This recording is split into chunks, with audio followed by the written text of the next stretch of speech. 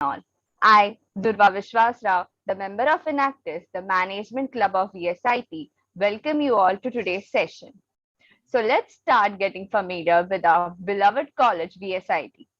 Vidyalankar School of Information Technology believes that a well-designed educational facility can truly enhance your performance and make learning, teaching a more gratifying and rewarding experience. The Vidyalankar campus is spread across the area of 11 acres at Vadala, the heart of Mumbai city. VSIT offers various courses like BAF, BMS, BBI, BMM, MCOM, MA, and PhD. And talking about different departments, how can we forget about our BMS department, which is the most proactive and leading department for providing students overall growth. And I'm proud that Enactus is associated with BMS department. Like we all know, while talking about studies and knowledge, we can't forget Goddess Saraswati. So before we proceed with the session, let's listen to the Saraswati Vandana.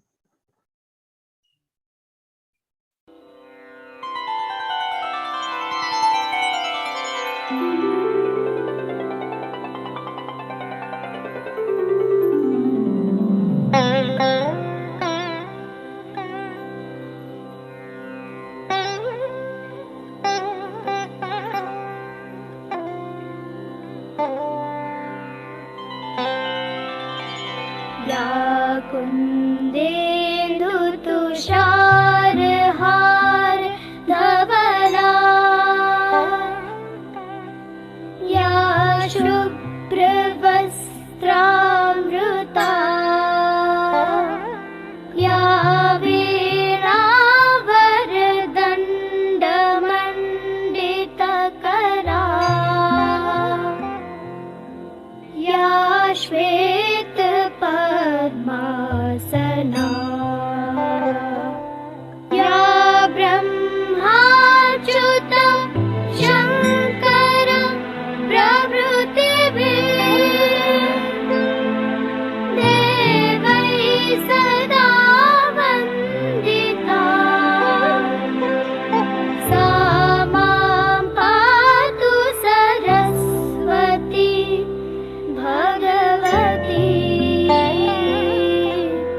निःशेषजाड्यापहा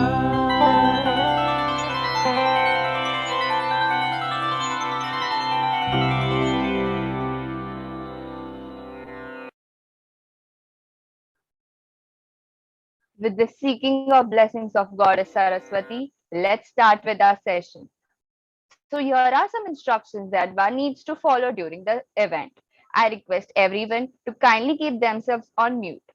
To enjoy the nice bandwidth, I request you all to keep your videos off. Please switch on your camera when asked, as we will be having a quick photo session at the end. At the end of the session, a feedback form will be provided. I request all our attendees to fill that feedback form. A humble appeal to all the attendees, please do not refrain between the session by unmuting yourself. Rather, post your questions in the chat box. So our today's topic is panel discussion on Startup India, redefining India's growth, drives, challenges, and pillar of support. Now I would like to call our beloved principal, Dr. Rohini Kelkar, to inaugurate the session.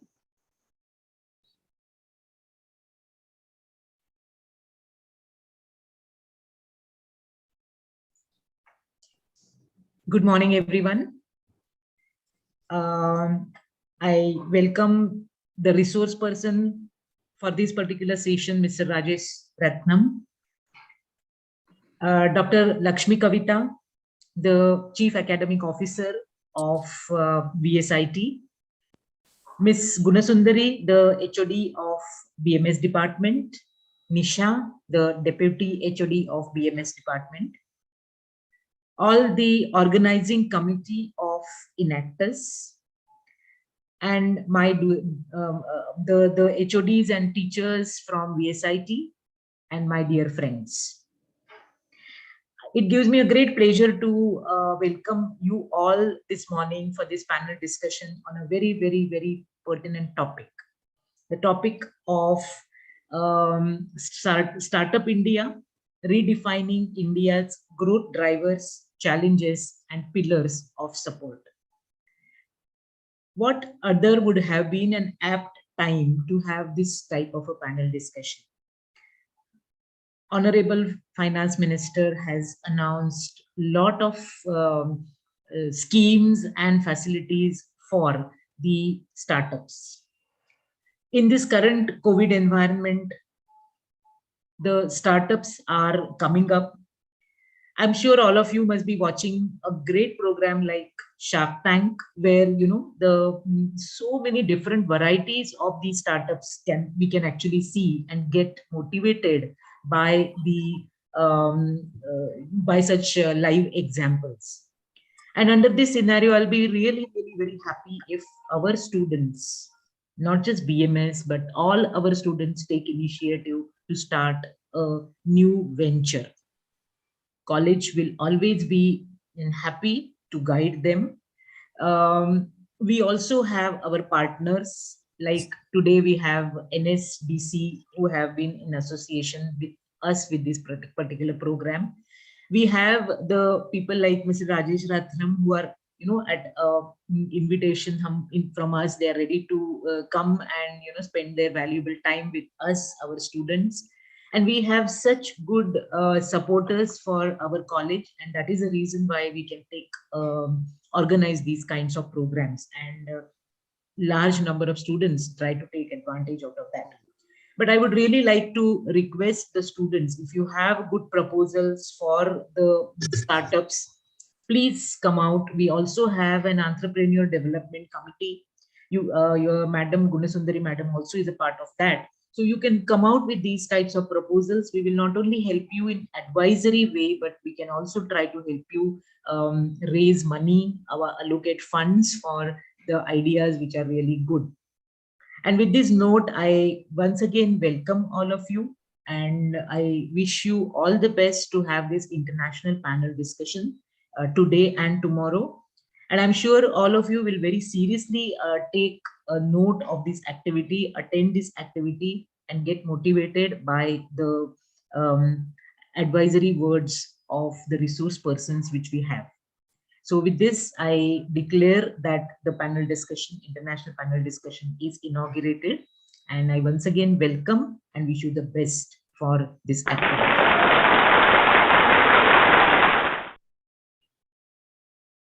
Thank you, ma'am, for sharing your words of wisdom and encouraging with us. Now I would like to call our Chief Academic Officer, Dr. Lakshmi Kavita ma'am, to address our audience and participants. Okay. Thank you. Good morning, everyone.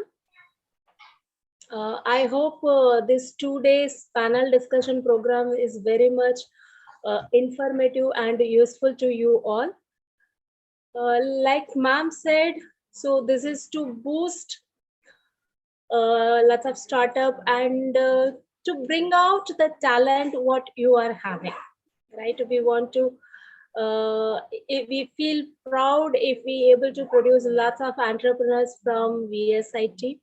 So that's why this program is to give a brief ideas about that startup and business and what the challenges will be there, everything. So here I would like to appreciate and thank all the BMS department faculty because because of their effort these things are happening, and really these things are very useful to the students. So my request to all the students, take the benefit from this because your faculties are taking lots of effort for you all. So you have to get the benefit and improve your skill and knowledge in various areas. Completely have a business knowledge so that whether you are going to further you are going for in a job industry or otherwise you are going to start your own business, these things will help you much. So that's why to give a practical guidance, we are organizing these kind of programs, and definitely this panel discussions will be useful to you all. Enrich your knowledge and attend the sessions completely, take the benefit. Yes, thank you and all the best. Thank you, ma'am, for your encouraging words. Now, I would like to request a Professor Nisha Dang, ma'am, to welcome and introduce our speaker for today, Mr. Rajesh Ratnam. Over to you, ma'am. Thank you so much, Durva. Good morning to one and all present here. On behalf of our institute, I cordially welcome you all and our esteemed guest, Mr. Rajesh Ratnam. Mr. Rajesh is politically savvy with an organizational and governance reforms mindset. He understands and utilizes the dynamic of power, organization, and decision making to achieve objectives. He possesses a deep commitment and passion to make a real difference in the way government and organization functions. To talk about his core strengths, it lies in the area of policy reform, skill development, capacity building, e-governance, recruitment automation, advocacy, and business development. Additionally, he has cross-domain expertise in being able to connect with key stakeholders in government and industry. Sir has a rich experience of 27 plus years. Currently, he is working as a CEO of Leather Sector Skill Council, LSSC. He is also a co-founder and a CEO of CrowdHire. In the past, Sir has worked for Manipal City and Guilds in the Government Program of India Division. Prior to Manipal City and Guilds, he was Regional Manager of Government Affairs and Monster Government Solution and was instrumental in driving recruitment reforms and automation from an industry perspective. He completely understands the recruitment process at government institutes like SSC, UPSC, Police Recruitment Boards, Ministry of Home Affairs, including Central Parliament Forces. Now, apart from his work, talking about his other areas of achievement, he is also a researcher. His paper on single window recruitment automation has been accepted and implemented by the Group C recruitment of all parliamentary forces. He is represented monster government solution in various ministries like MHA, tourism, social justice, and empowerment, with controls like IAS cadre, UPSC, and SSC. Talking about his education, Sir has completed Masters in Human Resource Management and Business from Alliance University, International Business. Now, there are many such achievements and the list goes on and on. Remember the proverb, action speaks louder than the words. With such a guest and a speaker, Mr. Rajesh Ratnam, the proverb seems to do justice. Thank you so much, sir, for accepting our invitation and gracing today's occasion. On behalf of our institute, sir, we would like to present a small virtual token of appreciation for you, sir.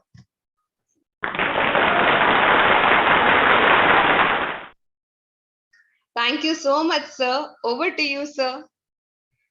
Thank you and good morning. I don't know how many students are there. And my first thanks to Dr. Rohini and the entire faculty of Vidyalaya.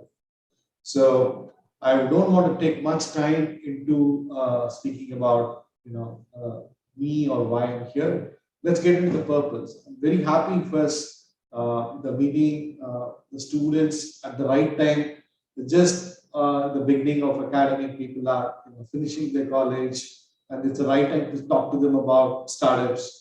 We just finished our budget speech from the finance minister. We post, I think COVID is coming into an end. We have much more clarity on how the global economy is poised to perform and what is the share of India.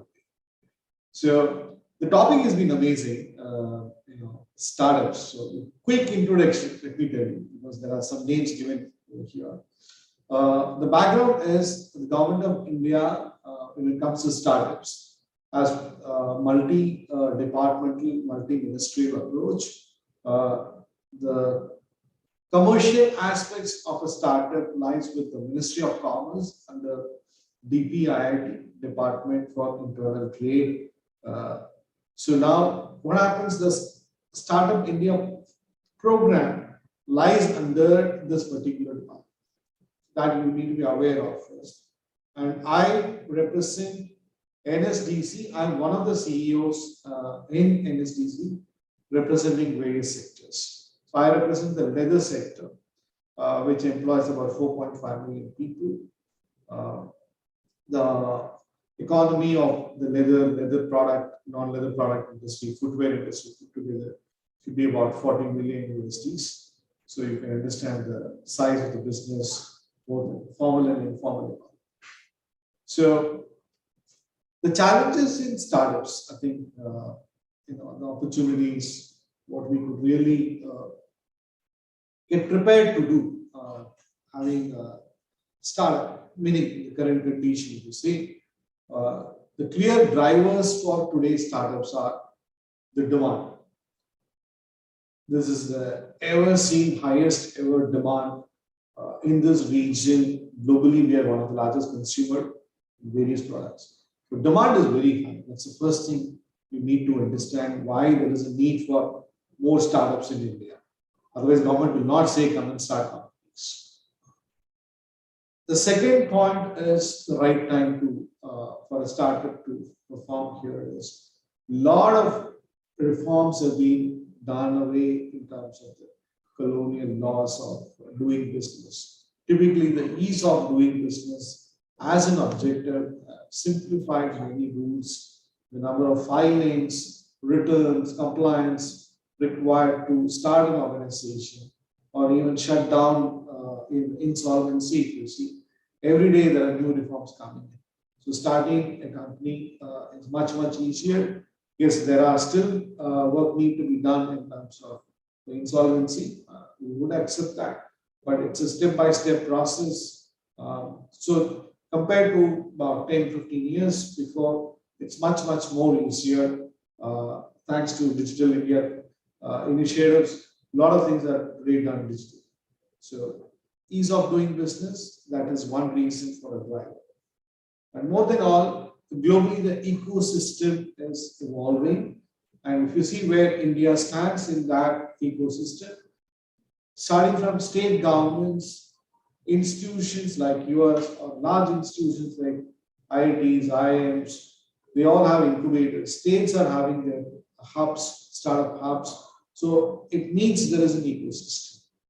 And the ecosystem doesn't start at the structural organizations which run it, starting from financing. Banks are having startup divisions. So the word startup itself is now resonating in a very positive environment. People are proud to say I work for a startup, rather than earlier it's very difficult to say I work for a startup. Yes, I did work for some. I said startup. They say which company you work for. We don't even know where your company is. So those things have gone away. I think parents, in the public mind, the word startup is not negative. It's very positive. So in this background, you need to understand you're lucky to be in this situation where the situation around you is very confusing for you. Now, let's come to the challenges. So I have a list of things which I want to, especially from my end. But since the topic is here, let me address the topic before I get into it. The challenges are always there. If you ask a trillion startup economy like US, don't they have challenge? They have challenge. Challenge will always be there. We are not saying challenges will go away. Challenges will be there. But the challenge which you need to consciously keep in mind when you work is the challenges in your mindset. In your mindset, if you believe a particular problem is a challenge, it will remain as a challenge. We have enough case studies. I'm sure business, is always being taught by teaching case studies. There are enough case studies where people said it's not possible. And your conviction, your mindset on yes, no, this product will fly one day. That conviction of that founder takes a long way. I would like to give one case study here, which is very live, and each one of I was associated with that person, so I should say that. You all know the brand Big Basket. I'm sure everybody aware of. Got acquired by Tata's some months before. It became a Tata's company now. If you look at the background, the founder of this company, Hari Amenan, he started Fab Mall when internet came into India. Somewhere in 97, 98, they started online grocery business. In the dot-com boom burst during the millennial year, so he got to wind up, but he came back and started almost after 15 years. A startup which got shut down, he restarted after 15 years. So what does it show? Your mindset, your conviction, and it is startup. Being in startup is not a T20 game. It's a long haul game. Like these case studies, there are enough case studies which to prove that it's not one scale for all the startups. Some takes time, some will fly very, very quickly. Depends on the time. There's a nice example of how the charge Paytm received during demonetization, or the delivery businesses, the hyper delivery businesses like Swiggy, Zomato, how they perform during the lockdowns. So you will get an environment as a boost for your business, but you need to wait. But you need to build, you need to be convinced of a particular timing, and you need to sustain till you achieve that. So that requires a very strong conviction in your startup idea and what are problems you want to solve. So understand the problems deep, build solutions deep. I think that's what I learned from the US startups, is very, very deep. Deep startups will sustain for a much, much longer period. So that's in terms of challenges. I would also like to add a few more points in terms of be aware of the market. We need to do a lot of reading on consumer behavior, emerging technologies. Only then you'll be able to build products. With metaverse coming in, I don't know how many of you can believe that metaverse itself is a new industry by itself, meaning the new way of life. So I would say today we are doing virtually this meeting. It would be a very immersive meeting. I could be live interacting with whomever I want to in this group of hundreds of people. So that would be a metaverse as an industry. Think about that ecosystem. We have 5G coming up. 5G is going to open up a lot more advantage of new opportunities in business, which everyone needs to look at. So a startup, enthusiasts should be like, you need to do all the CXO's jobs, starting from a CEO, CIO, CFO. So there's a lot more experience is required. So when colleges like yours teach that straight away out of the college, you need to get into a startup, it is good, no doubt at all. It's all possible. But the effort what you need to put to gain these knowledge or to manage people who would be doing these functions, you require a lot of awareness. So you need to doubly spending your time than your other colleagues if you need to do a startup. It's going to be a tough part. It's not going to be easy. So that conviction has to be there when you get into a startup. So lack of knowledge would be very, very detrimental, and that turns out to be a challenge for you. So if you work on these areas of your challenge and understand the drivers, what we say, as an opportunity for you, would be there. And to do all this, the pillars of support, I could see the way your team is done, understanding the drivers, challenges. Now you need to know how the government will support. Government can support your state governments, central government, your business ecosystem. Everybody is there to support you. You go with any idea, people are ready to listen to you. So there are exclusive programs which each ministry runs to incubate their own startups. States which are focused on particular businesses have enough support specific to businesses. Like your state, anyone talking about EV, Maharashtra is a large automobile market here. For example, it is growing the various other sectors. I'm sure Maharashtra government would be allowed to spend, startup on EVs. Similarly, with various states, each state has their own flagship industry, and they would spend. So these are exclusive programs. And I saw that there are other resource people, like for Mr. Nag is there from Germany. If you look at Germany, Germany is going to hire about 4 lakh skilled people across the world because they are short of people. So what happens? Training people for Germany itself is a new opportunity. And you require a startup only to do that. There's no existing business which can service this demand. And it's not only Germany, it's so many other countries who are there. Like there are enough opportunities there. So only thing is you need to understand where you have your support and how well are you prepared. It's your need again. If somebody is saying, I need to earn a monthly living post my college, it depends. It's an individual's choice to make, what is, suitable for you. And don't follow the beat you attitude like somebody is being successful, I should also get that. Don't get into the rat race. Some may be successful in 5 years, some may be successful after 10 years.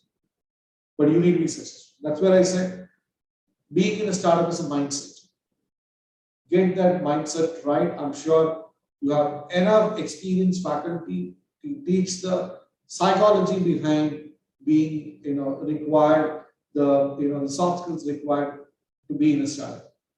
So I always personally recommend one program which I'm talking to government. You will see soon, very soon you will see this getting launched. We're talking about an apprenticeship startup in the entrepreneur. What it takes to be an entrepreneur, we will give you an experience. One is you do a startup, either you succeed or you fail or you shut down or you sell it, M&A, whatever happens. But even before that, can you work as an apprentice under a startup promoter to understand what are the challenges you pose to? And this is my recommendation, ma'am, to the entire faculty and your college. You should have programs as apprenticeship entrepreneurs. And I'm sure we, even at my personal capacity or through our network, we will help you to work with startups while you are doing your courses. That would give you a much larger exposure in trying to, get your own startup. So that's my recommendation to all of you. That is the best way of learning as well. So now coming to, let me stop here. I think this is how I could address your theme in terms of drivers' challenges and the pillars of support. Is there anything else you want to ask before I have a set of things which is my own recommendation and viewpoints and suggestions I'll make. Any questions from the faculty? I'll talk to the students later. Anything specific you want me to address from the faculty?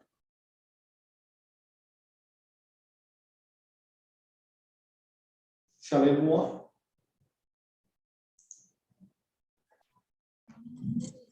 Yeah, so fine. So I'll move on with my. Sir, my humble request, I think you can just address what are all the government schemes the startup companies they can get. Being the student, if they want to start with any own idea, what are all the support they can get in the beginning? If you address that issue, students may get benefit. This is my opinion. Yeah, so there is a website called Startup India. I think you can go there. It has enough resources in terms of how to register a startup, how does the ecosystem work. There's a funding of 50 lakh rupees directly available even at the ideation stage. There are do's and don'ts. I think we want to be very clear what gets, at the end of the day, it's government. Understand there are certain rules, even if a small, particular qualifying criteria does not meet, you will not get. So you got to be doubly careful while filling these forms. Ensure, and we can guide. Personally, if your college write me, I can connect with people in DPIIT you can handhold, or even you can ask DPIIT to do an exclusive program to understand the students how to awareness on the startup program. So far what I could only say is the 50 lakh rupees initially as a seed money, and it could be for any ideas. People do normally think startup means it has to be a technology driven product. There has to be a technology team or that. No, it is not. You need to show a model which is scalable, which can sustain. And the third important point is which should be solving certain problems. So your problem statement is much more important, for them to get attracted to listen to you and hear how you want to solve the problem. And government also has certain special areas. I'm sure you have heard during the budget speech: education, agriculture, emerging technologies based on AI or drone. These are perennial problems which is being slowing down our economy, or which are the stumbling blocks today in conducting business or getting people out of the farm to the non-farm industry. These are the areas where government will surely spend, and it will be very, very attractive for them to listen to you. So plenty of opportunities. I'm sure today the younger generation thinks very, very different, and you can see the problem. Also environmental based, meaning regenerative, material, recycling. There's a new policy on automobile scrapping as a policy. So a lot many things which are new to India. Those are new emerging markets. So think of your startups under these areas and give them a scope of 15 to 20 years down the line, how these things will emerge. Personal advice again, how adaptable to the metaverse world you will be, meaning your business communication product has to be digitally available. So for that, today there are startups to help startups. Meaning you have an idea, you go to them, they can starting from making your website to making your product digitally available. There are startups. So meaning that's how modular the ecosystem. That's what we meant ecosystem. Earlier, to start a startup, you need to hire technology team to build your product. You need to have a communication team, whole lot. So today you just need to have an idea and connection. Rest all you can get outsourced. And today, even those startups, you don't need to even pay money. Those startups come take a share of your startup and work for you. So it's very collaborative, and that is where we need the ecosystem is very strong. I hope I answered that particular question. So now coming back to our line ministry, that is the Ministry of Skill Development and Entrepreneurship. Again, there are programs under the entrepreneurship ministry, skill development. That's our ministry. So commercially, the funding part is available here. You can get specific training on entrepreneurship from these ministries and specific to sectors. That's where we said we'll give you the exposure of apprenticeship entrepreneur. I think if anyone wants to enroll these kind of programs, you can approach the specific sectors like us. If someone wants to be there in the fashion industry, you want to start, you can come to our council where we'll help you how the product you need to make, how to sell these, and how you can scale your operations. All those training can be given from those individual councils. That is what happens from MST. Coming into some guidelines to choose your industry, let me see that. That's again, I said the disclaimer of not being a me too. Somebody did, so I also want to don't do that. We all come from different walks of life. Some could be coming from children of service background, some could be from the business background. So pick and choose your low-hanging fruit first. I think that's an easier way to learn first, and you get quick successes. So if your family is already into business, I personally get to see a lot of people who don't want to get back into the same business. Don't think like that. Any business can be scaled today.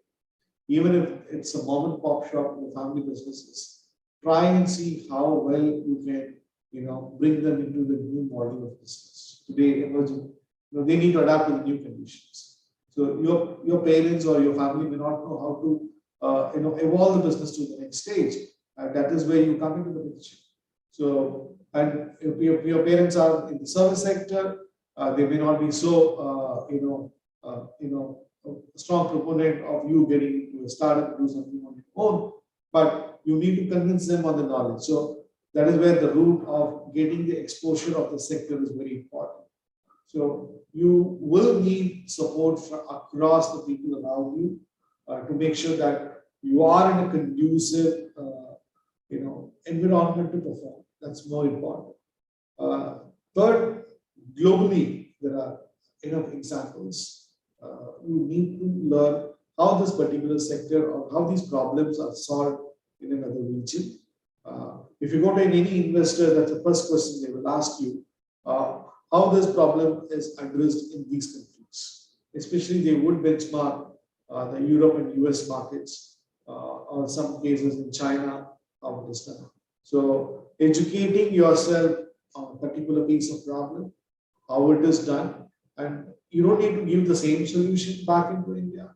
You can have your own solution, but you need to take the learning, what doesn't work. More than what works, what doesn't work, you need to learn from a global perspective and get prepared in terms of how to deal with VCs or angel funding. You need to know. I'm sure your institute will teach you what is a term sheet. Term sheet is something, a common word normally used in the startup industry. Experience what is a term sheet. We can help your college in terms if you want. Program exclusively on a face-to-face or even over Zoom, we can still run. Teach you how to get these funding.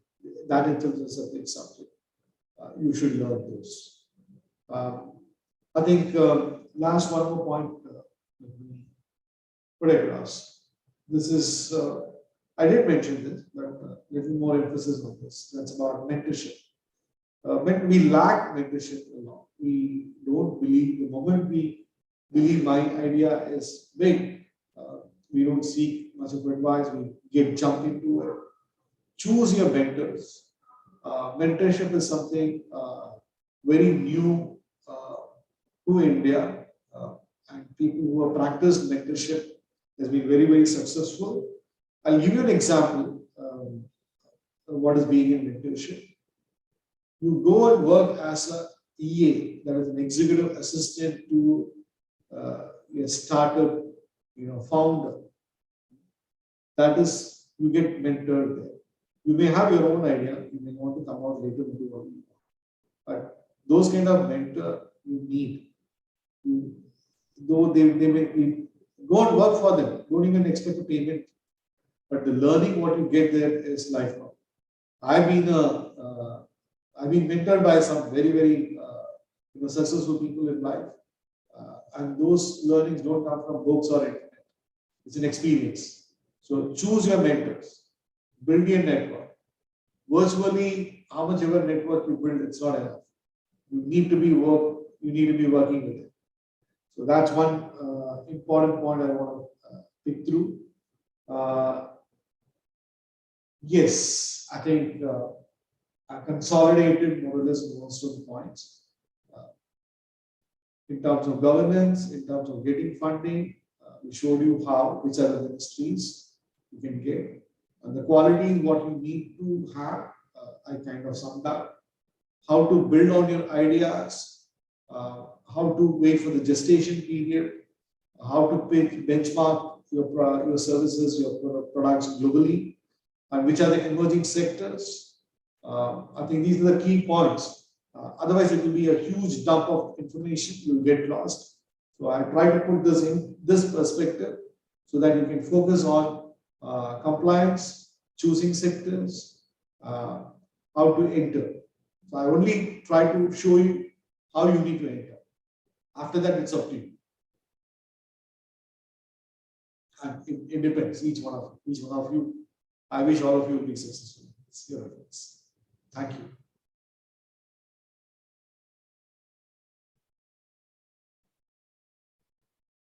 I'm done with my thoughts, which I would like to share. Yes, sir. We will have a Q&A session. Dhruva, will you please take over? Yes, ma'am. Thank you, sir, for such an amazing and informative session. So now we can start with the Q&A session, and whoever has any question can please post it in the chat box.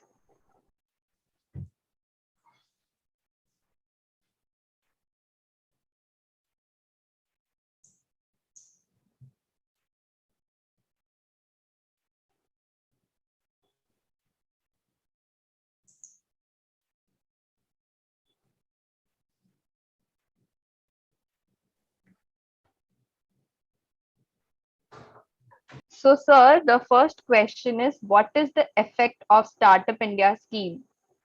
Okay, so I would not say effect of Startup India scheme. There are two aspects to Startup India scheme. One, getting recognized as a startup.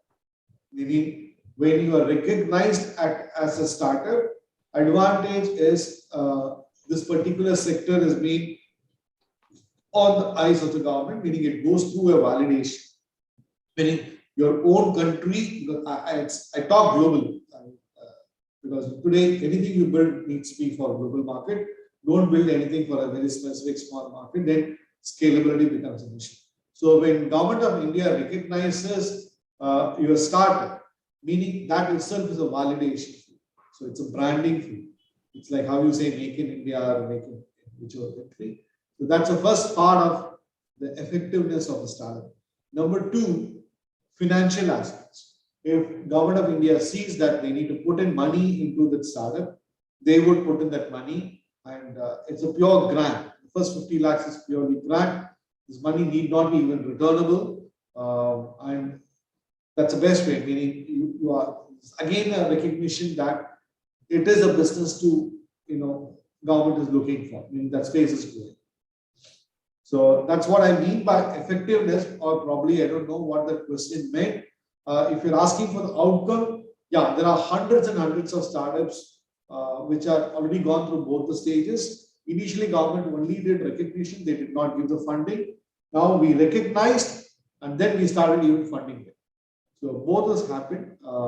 In this last 6 months, you would have seen at least 400 to 500, companies which have been funded with 50 lakh rupees.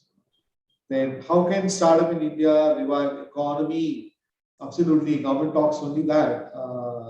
Before that, what are the core growth drivers and motivation for Indian startup to set up and run a startup? Okay, Indian founders, obviously, core growth drivers. Okay, I think the question is the multiple questions within this one question. Okay, let me take the first half of the question. What are the core growth drivers? Yeah. With the policy change in various areas of ease of doing business, that itself is allowing people to come out with new ideas. That itself is a driver. And second, there are specific sectors which these are called as champion sectors. You can go and Google. India calls these as champion sectors. These champion sectors where India sees a lot of growth because of our nature in terms of raw material or in terms of local talent available, or where the world sees that India produces in these sectors some of the best products. So those are the indicators for you, which we can call it as a core growth driver, meaning it's in the form of information it's available for you. Motivation for Indian startup founders is exactly the same. The liability issues have come down drastically. Again, it all comes into the ease of doing business. Opening it up, shutting it down, it's become much easier than what it used to be. And the best example what I can give you in terms of motivation is crypto. The blockchain technology, which government said, the reason they recognized the crypto business is we don't want, India has a lot of talent behind crypto. So they don't want this talent to go outside India. So that itself is a motivation for you. Government don't want you to go out. They want you to stay here and do the same crypto business. India can set up its own Bitcoin. You may not trade Bitcoin within India, but you can build a coin from India, which can be traded in a different country which accepts it. Right? Thank you, sir, for explaining it. And our next question is, I like that question. I don't know the name who asked this. What is the effect of startup? What are the core growth? I hope I answered this person. Okay, Ronak. Yeah, I could see the name, Ronak. I hope, Ronak, I answered you. Bhavna Thakur, how can startup in India revive the economy? Absolutely. If you see the statement, we want job creators than job seekers. As the economy, when job creators are there, meaning you're identifying more opportunities. So your question itself is an answer. Otherwise, you'll not be even asking this. Like when more people come and start a business, obviously there is opportunity. That is what will revive the economy. See, understand the fact. 10 out of 8 or sometimes 9 startups fail. Please be prepared. But the one successful startup will offer enough jobs for people of those who even fail. That is how the equilibrium works in terms of startup economy. Meaning, if you are an investor, you're putting in 10 different places. 8 places you will lose your money, 2 places you will get your money back. But you will get your money back in 40 times, 50 times, 100 times. So that's how the economy works, meaning the startup economy works. So Bhavna, I'm sure it will revive economy because there are more participation happens in the startup ecosystem, and startup itself is considered as an industry. So meaning that industry will continue to thrive. Then Mehek, what are the core growth drivers, motivations? Okay, I think I answered this question. It's the same question from Ronak. So I hope. so sir, we have a new question. What are the biggest mistakes made by startup entrepreneurs? Enough. There's plenty of reasons. Plenty of reasons. One, okay, I'll not touch personality issues right now. First, let me about the ecosystem or people who didn't have understood the business. That is what I meant me too. Somebody started, even I also want to start. So when you come with that perspective, there are many reasons which will pull you down. Meaning your product may not be good. That's a very standard flat answer. Your product may be good, market may not be there. Right? So funding, people management, various aspects. Even within the team, they couldn't have gel, meaning the product, everything is right. Market is there, good product, everything is poorly managed. All these things do happen. We have seen enough. And let me mark you one more word. It is not a failure. The idea which you drop, somebody will pick up and run. Meaning the idea did not fail. It is an individual who has given up. You may ask me the same question. I also had a startup called Crowd Hire. I have to put it on the back burner for a very simple reason. It is not timed at the right time. It's really advanced where I felt it's still too early for the market to accept a product like Crowd Hire. Let me take this opportunity to tell you what is Crowd Hire in just one line. Imagine a world where you don't make job descriptions, and imagine a world where you don't make CVs. Can you think of this? That is what Crowd Hire's objective is. So for that, world is not prepared. So I cannot say that I will launch now and I will make money out of it. No, sometimes like how Mr. Big Basket, Murray Marin, waited for 15 years to restart his business.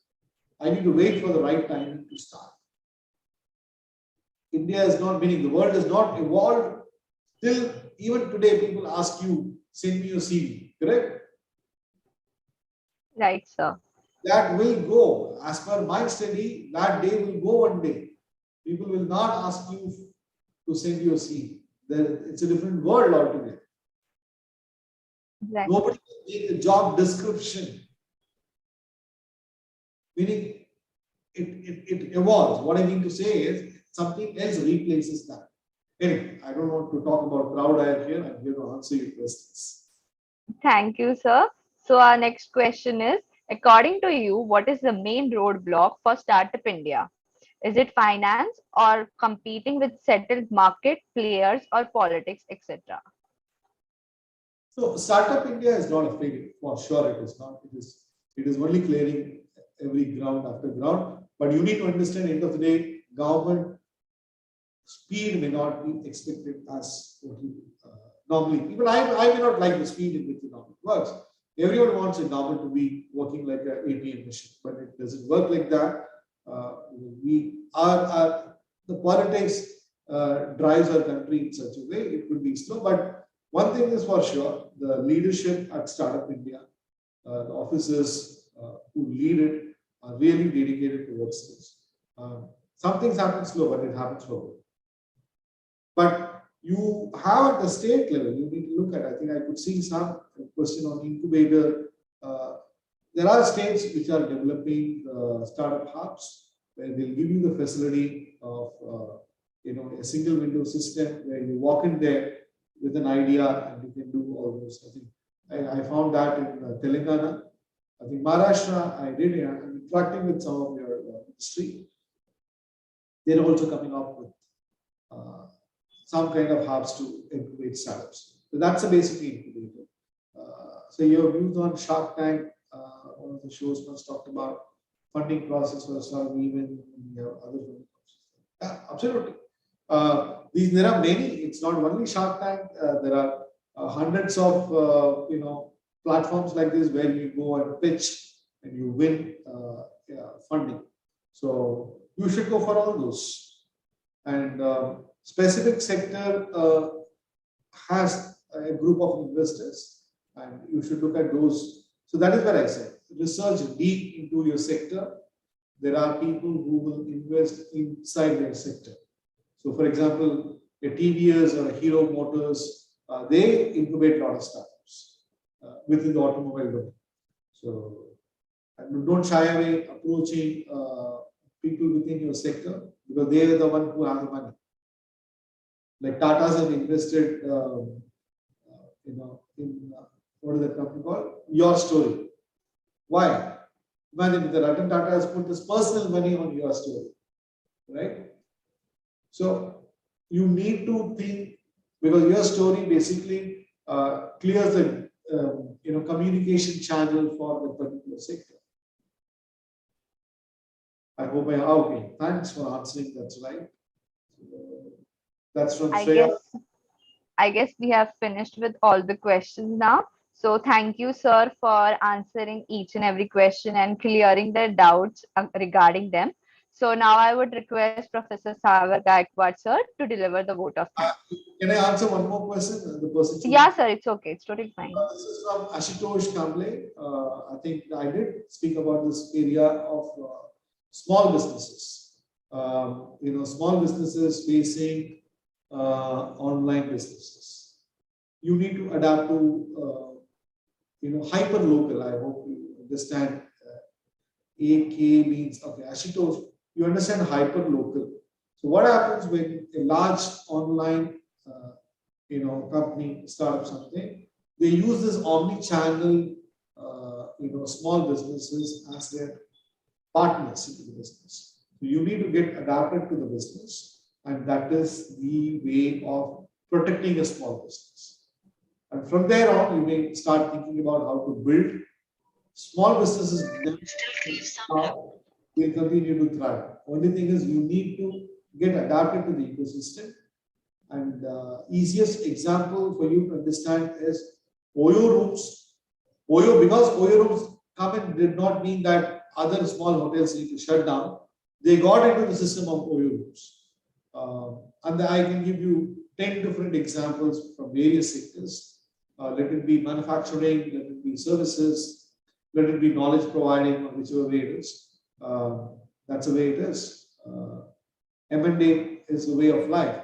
a biggest institute like Akash got acquired, right? No one thought Akash Institute will get acquired. So it does happen. And, but that's the way you need to protect. Don't think that I will still stay away, but over a period of time, will be bought over. So that's the answer to Ashutosh. Thank Yeah. you, sir. And I guess you must have cleared the doubts of Ashutosh and each and everyone. So I would like to request Professor Sagar Gaikwad, sir, to deliver the vote of thanks. Thank you, Durva. I hope I'm audible. Yes, sir. So thank you so much, Rajesh sir, for solving so many queries of our student. And it gives me an immense pleasure to propose vote of thanks on the occasion of international panel discussion organized by BMS Department of Vidyalanka School of Information Technology in association with National Skill Development Corporation. I express my deep, sincere gratitude towards Mr. Rajesh Ratnam sir, CEO of Leather Sector Skills of NSDL for delivering an excellent session on the first day of panel discussion covering challenges involved in businesses, the case studies, the live example which student can definitely correlate with outside world and solving so many queries of our students. I also thanks National Skill Development Corporation for their collaboration with the BMS Department of VSIT for this occasion, for this event. I extend my deep sense of gratitude towards Principal Dr. Rohini Kelkar for her support and guidance, which she always gives us for conducting all the events. I thanks Vijay Gowde, Vice Principal, and Dr. Lakshmi Kavita, Chief Academic Officer of VSIT, for their support and encouragement. I thank Ms. J. Gunasundari, HOD of BMS Department, and Ms. Nisha Dang, Deputy HOD of BMS Department, for their guidance and coming with this initiative for having international panel discussion by the BMS Department. Last but not the least, that is my team of enactors. I express a deep sense of gratitude towards all the organizing member of enactors who are actively contributed towards organizing this international panel discussion and all the participants who have attended this first day of international panel discussion. Thank you so much.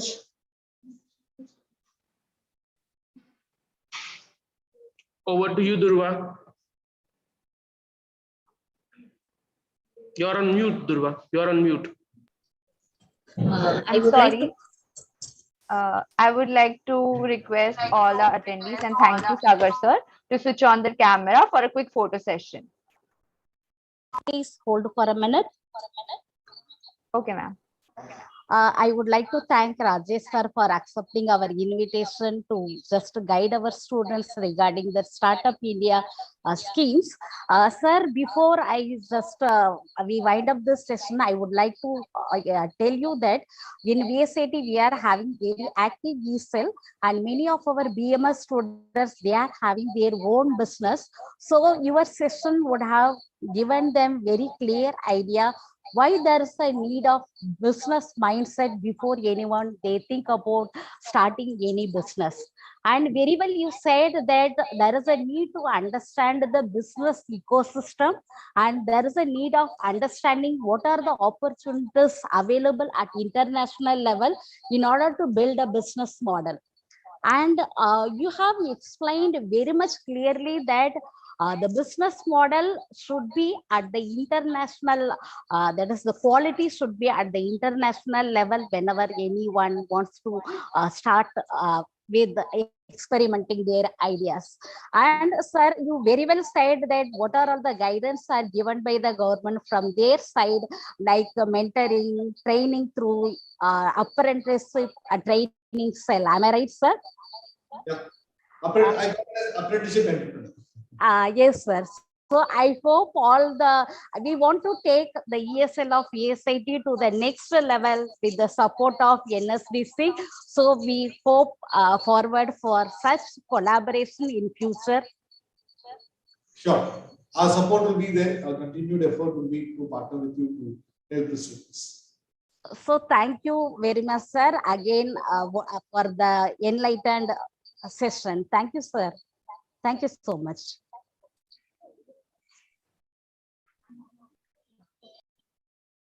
Thank you, Jay Gunasundari ma'am. Now I would like to request all our attendees to switch on their camera for a quick photo session.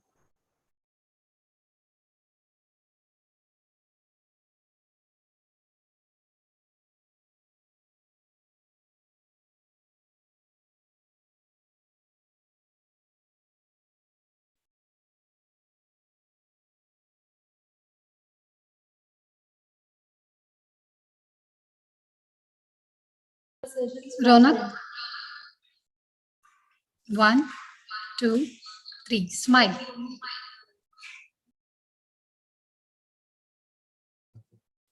This is my first experience photo taking online like this.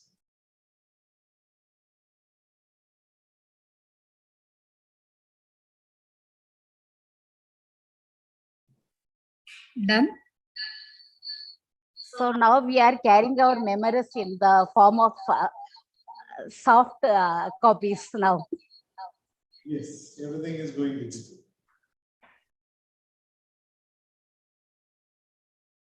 Yes, done. Thank you, ma'am.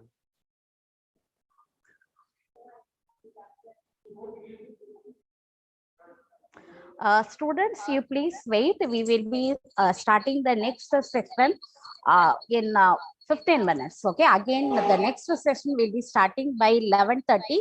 And we are having next speaker, Mr. Sumit Nag, who is from Germany. He will be addressing the session. Ma'am, meanwhile, we can share the feedback link with them for session Yes. 1. Yes, Yeah. Durva. Durva, share the link for feedback. Thank you, Okay, sir. ma'am. Okay, Gunasundari, I'll log off. Thank you. Yes, sir. Thank you. Ma'am, Sumit Nag sir has joined the session.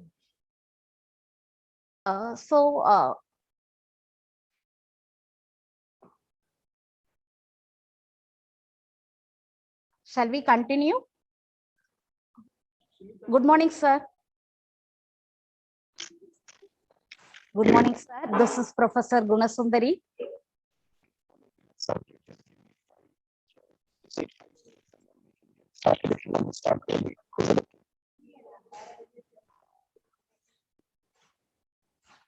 Ronak.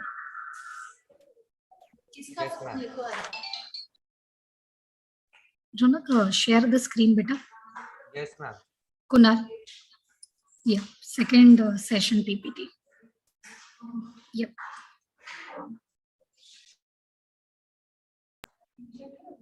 We'll start. He has joined, na?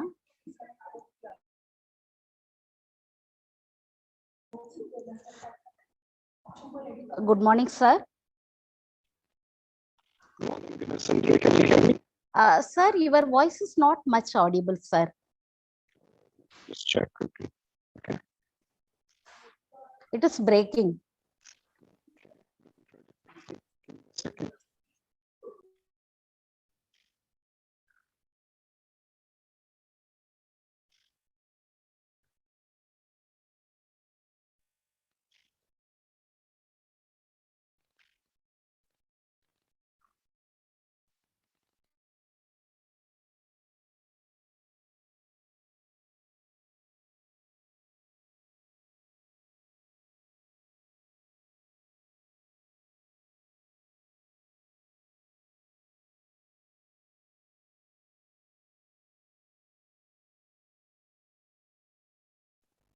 Sir, do you have any technical glitches?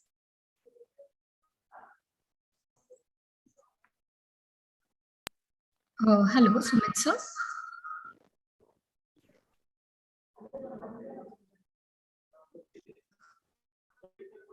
Hello, Sumit sir. Hello.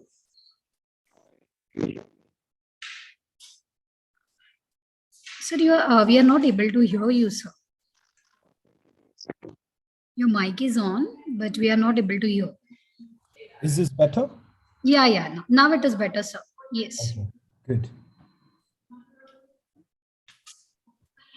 Sir, we'll start in 2 minutes. Okay.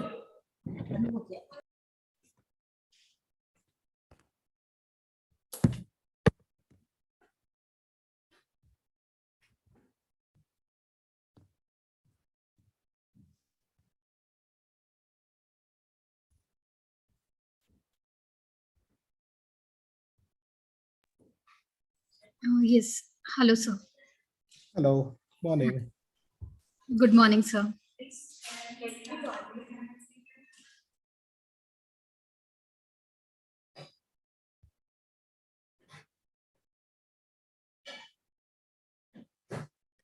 Sabna, I'll just come back in a second, yeah, because Zoom needs permission to share screen. Yes, sir. Yes, yes. Yes, sir.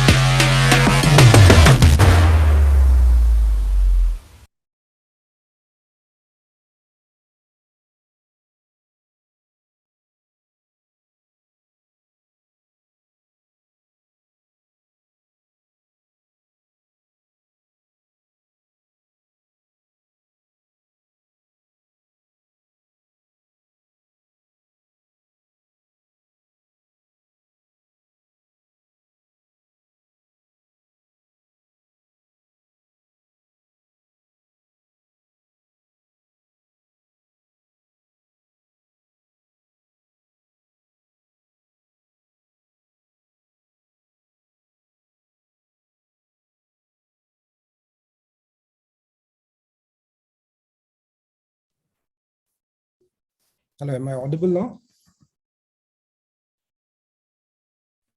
Yes, sir, you're audible. Sir, we'll start within 2 minutes. Okay.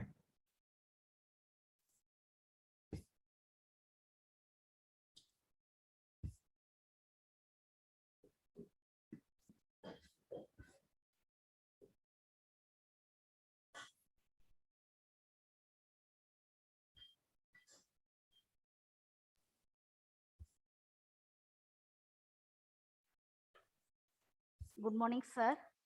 Good morning, Gunasundari. How are I you? thank you for accepting our invitation and getting connected with Vidyalankar College. It's a pleasure. Shall we start with the session, sir? Yep, I'm ready when you are. Yes. Please, Dhruva. Okay, ma'am. So once again, good morning to one and all. So our next speaker for today has joined. So I would like to request our Professor Sagar Gaikwad sir to welcome and introduce our guest speaker, Mr. Sumit Nag. Over to you, sir.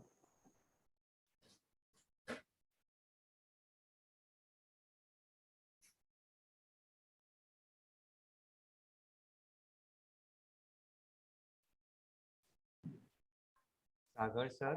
Yes, I'm here. Yeah. Oh, I'm so sorry for the technical glitches. Yeah, so very good morning to one and all present here. Today on 4th February 2020, we mark this occasion to have amidst us yet another dynamic personality, Mr. Sumit Nag sir. Sir is an innovative strategy advisor at BSH Home Appliances Group. He is a resident of Germany and have also worked with yet another renowned company, Capgemini, in a sphere of SAP.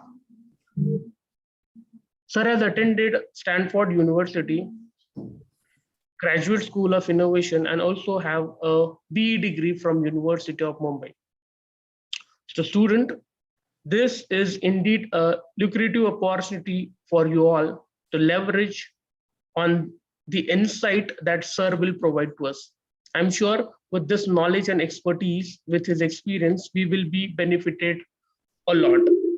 And with this note, I welcome you, sir, for this occasion of international panel discussion organized by BMS Department of PSIT in association with National Skill Development Corporation.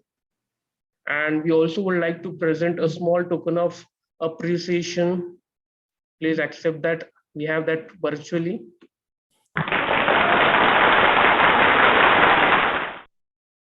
We welcome you, sir.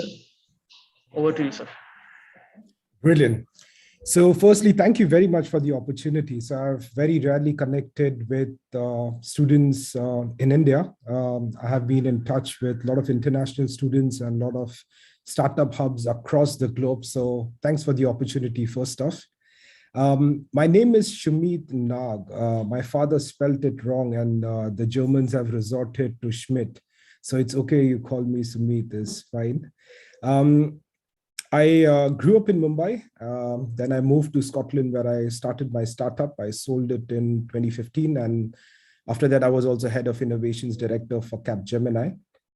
During this phase, I connected with a lot of startups across different parts of the globe. So some of my favorites are startups across Israel. It's a big hub for us. Hubs across France, Paris, Germany, and in Germany, especially Berlin is emerging as a big hub, and of course, the Bay Area and San Francisco. When I was given this opportunity, I initially thought, what would be the best way of communicating with fellow students who are about to embark on this beautiful journey. And I concluded that I would love to share with you 10 things I wish I knew when I was graduating. I wish someone had come up to me and shared these 10 things and made it interesting for me. Okay, so that's what I'm going to share with you all today. I just want a quick round of checks. Is my audio okay? Yes, sir. Okay, a quick check on screen. You can see my screens. No, sir. Just give me a minute. Kunal, you can stop screen sharing.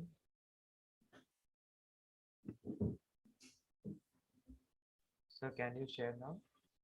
Yep, let me try.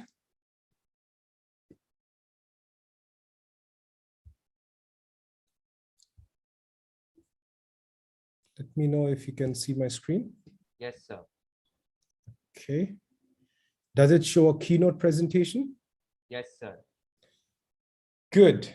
All right. So first up, the thing which I wanted to share with you is every time you start your journey, whether you're joining an organization or you're going to start your own startup, the most important thing I feel is to focus on the purpose. There should be a very clear meaning of why you wake up every morning and you go and work for a particular company. Because when you start a startup, maybe initially you have the funds to run it, but at some point of time, the funds will dry out. Okay, or you need that extra push from people. So it's very important when you get on this journey, whether it's as a consultant working for a company or you starting your own startup, it's very important you focus on the meaning as in, why do I wake up in the morning?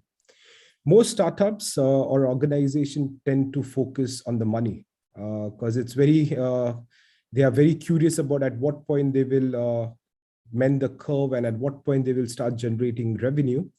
But if you focus on the meaning and the purpose, at some point of time, you will always make money.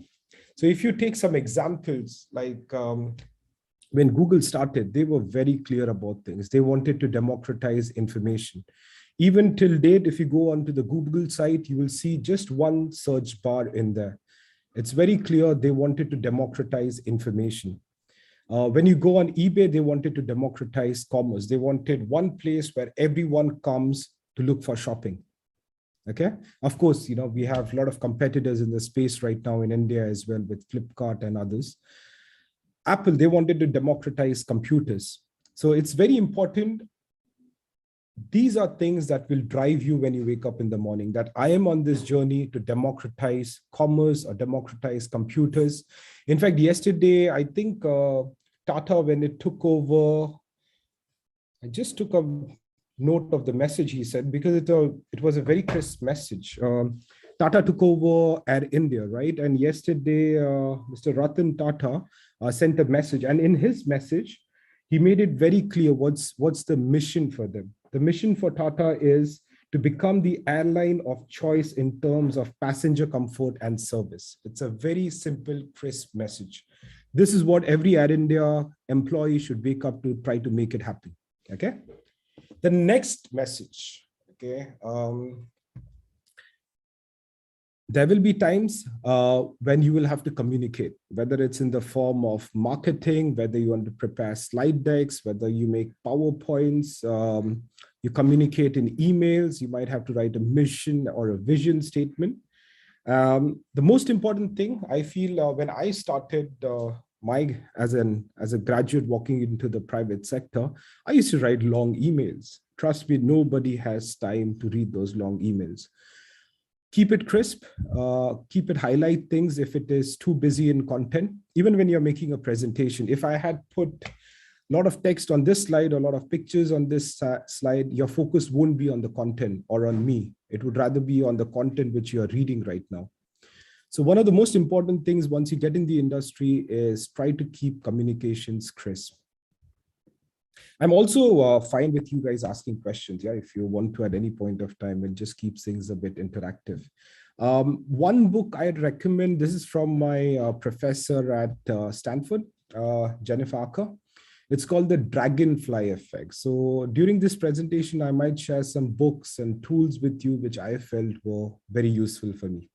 So this book talks about 6-word stories. It also talks about when we communicate a message, it's kind of a butterfly effect, like, what you say and how it lands on the other person. And it also tells you about how to keep things crisp. Okay. Sorry for the interruption. I think that's someone at the door. Okay, taken care of. Like Walmart, how do they write their stories? They say saving people money so they live better. So what's a story? A story it can be a 6-word at the smallest. It can be as long as a movie, or it can be as long as a book. Okay. But if you can tell from, to, and the end in a very simplified, engaging, aspirational form, you write a good story. So many of you might not have heard of 6-word stories, but this is what is an example of a 6-word story. But if you start Googling up, you'll find many such options. Okay. All right. Do we have anybody from the biotech industry or wanting to get into the biotech industry on the call? I heard there are marketing, finance, and others. Anyone from the biotech area?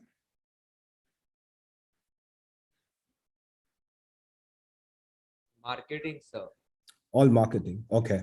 Because this Of- is a slide there's I a mixed always crowd tell. of this is a mixed crowd of BMS, marketing, finance, and HR. Okay, good. Then you can stick to this slide.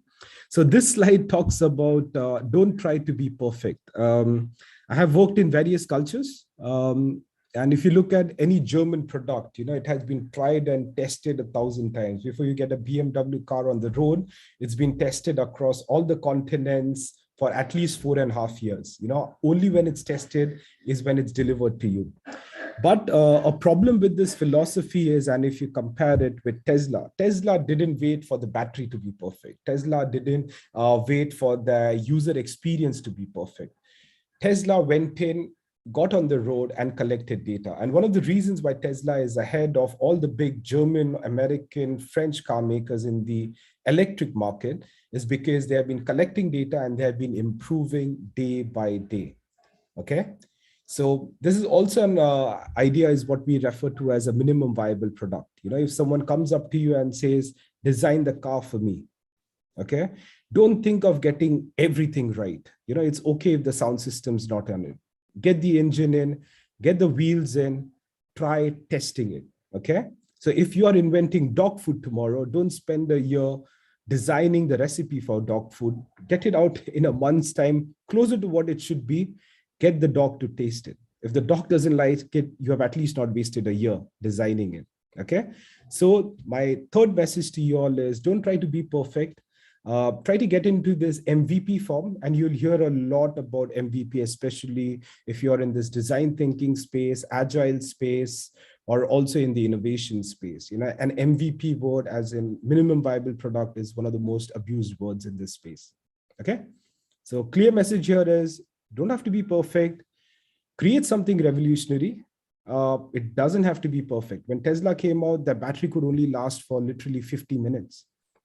But it got the car out. There were users. They were able to collect information and feedback on it. Next, this is a very important aspect, I would say, is stay user-focused.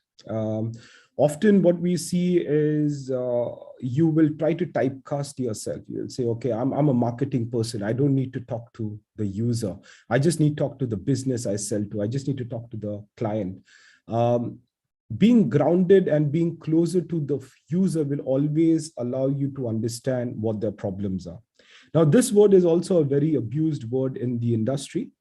What I always say is, if you're building a product, if you're getting into the startup space, just don't do a small point-to-point solution. Try to get something which is more end-to-end.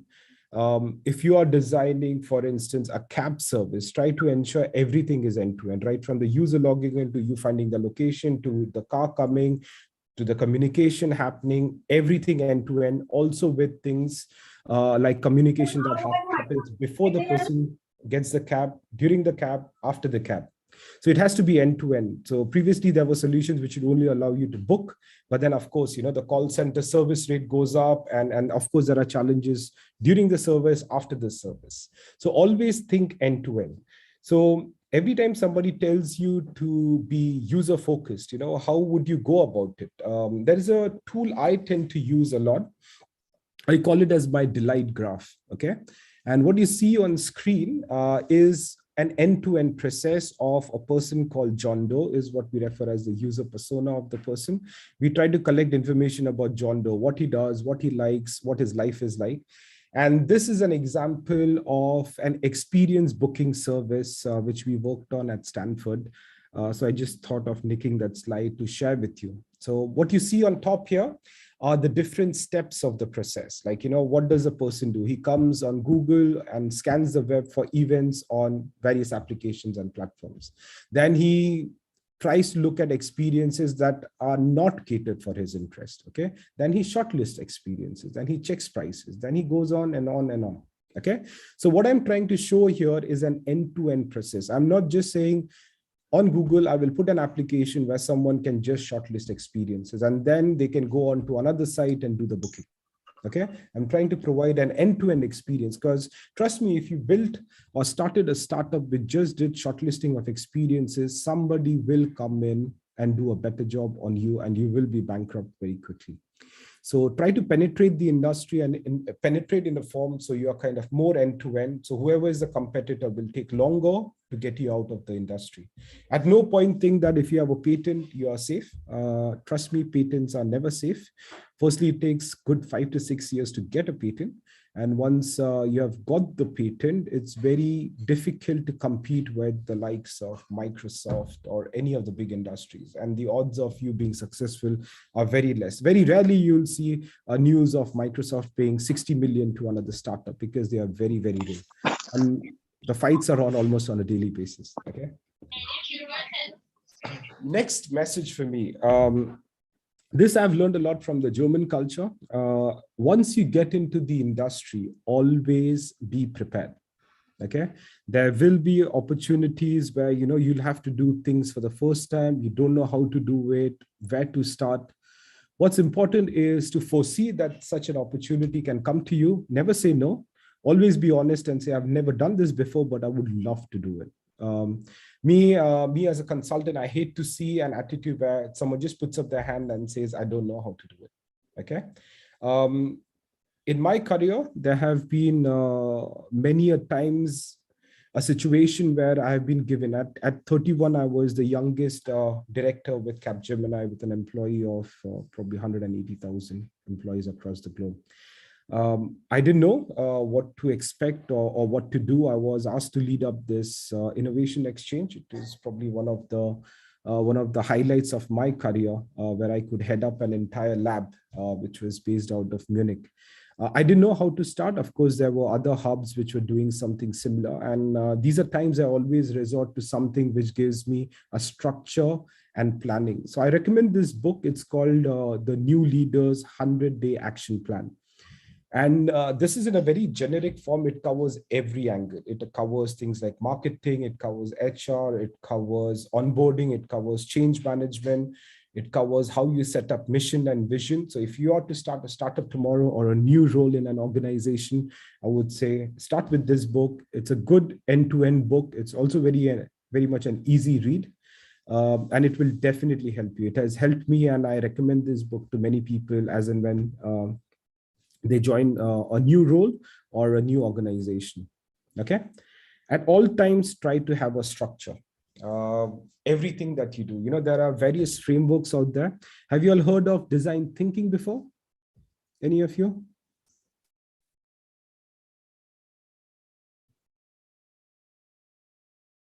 Am I still audible? Yes, sir, you're audible. Okay. So, you as a consultant, you'll be very keen on finding solutions. And this is unfortunately how our schooling system has also been. It's always been try to find the best answer and be the first one to answer it. Okay. Try to take a step back once you move out, into the professional world. So, there are instances when a customer will come and tell you, I want you to change the light in the room. Okay, and then you as a consultant, what will you do? You try to go find a light in a shop and try to change it. Okay, at times what I'm saying is take a step back and ask, what is the need in that room? What is the real challenge? Oh, they need light, but they only work 9 to 5 when there is daylight outside. Maybe they need more of glass in the architecture that can save them more money in the long run. So what I'm saying is what design thinking teaches you is not to jump to a solution. It tells you to focus on challenges, grouping of the challenges. Solutioning we are all very good at, but this can come eventually at some point of time.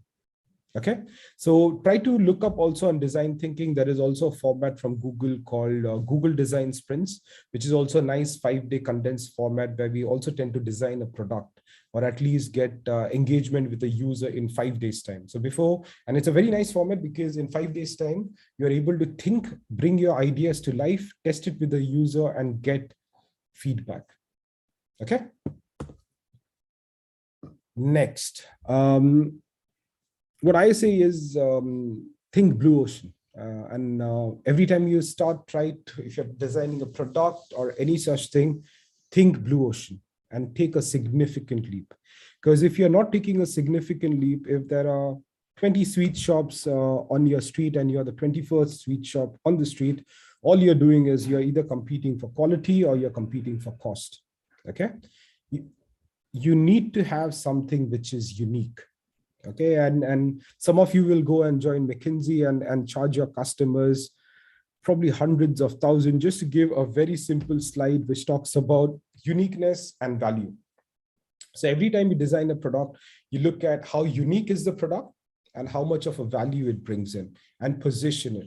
It's always good if you're in a location where there is max value and max uniqueness, because this is what we call as blue ocean, because you're very unique.